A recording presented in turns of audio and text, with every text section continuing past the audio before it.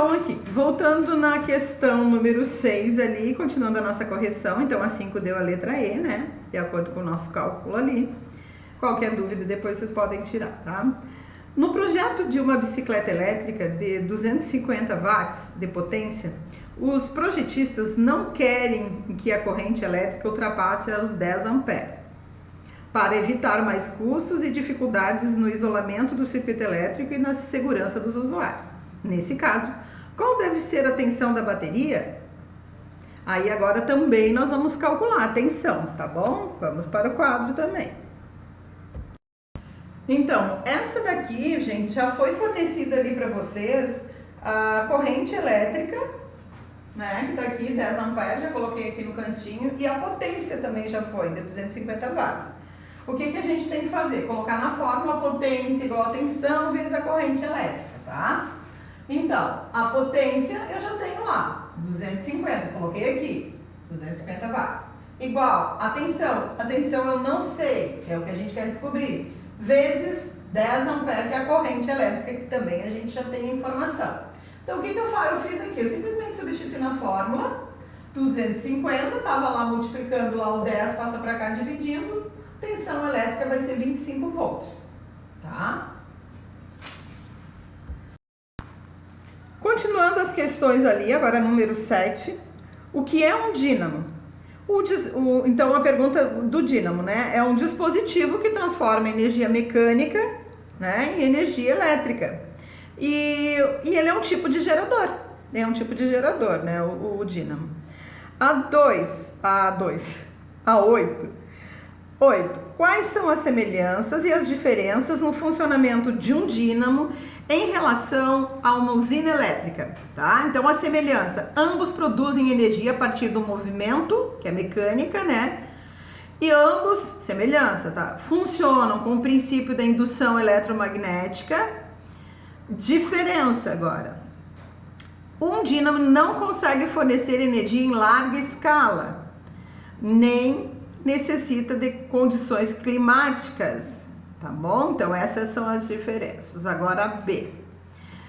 Semelhança e diferença do funcionamento de um dínamo em relação a uma termoelétrica. Semelhança, ambos produzem energia a partir do movimento.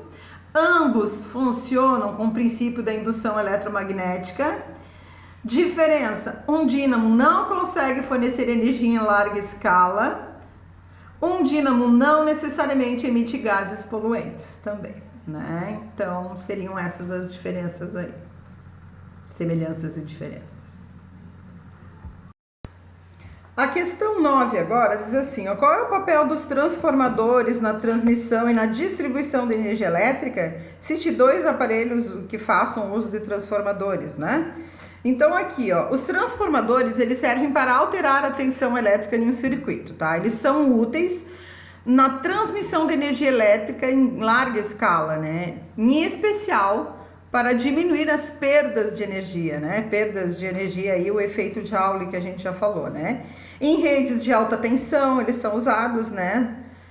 A corrente elétrica é transportada com um valor mais baixo, gerando assim menos efeito Joule, tá? Pessoal, agora na última questão da página 54, questão 10. Transformadores são aparelhos que alteram a tensão elétrica. Dependendo do estado, as tensões são de 127 volts ou 220 volts. Aqui no nosso estado é 220 volts, né?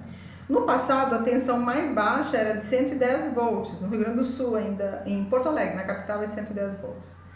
Usando esse valor para facilitar os cálculos, um transformador com um enrolamento primário com 500 voltas a ser ligado em 110 deve ter quantas voltas no enrolamento secundário para fornecer a tensão de 220 volts? Então, o que eu fiz aqui? Coloquei aquela fórmula que eu já tinha explicado para vocês também. Número de voltas do enrolamento primário dividido pelo número de voltas do enrolamento secundário igual a tensão do primário dividido pela tensão do secundário. E só substituir fazendo uma regra bem simples de 3 aqui. Então, o que eu fiz aqui? Olha só.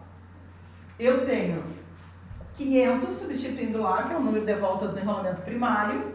Eu não sei o número de voltas do enrolamento secundário. 110 é a tensão do primário e 220 é do secundário. Só substituir ali. Então, o que eu faço agora? Eu vou multiplicar, né? Então, NS, número de voltas do enrolamento secundário, vezes 10. Deixei aqui. Que é igual a 500 vezes 220. Resultado, deu 110 mil.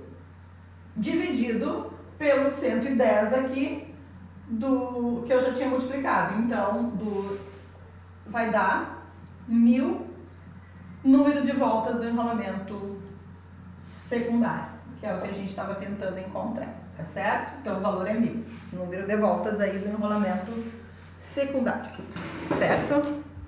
Gente, assim, ó, eu entendo que é bem complicado, porque é a primeira vez que vocês estão vendo física, né?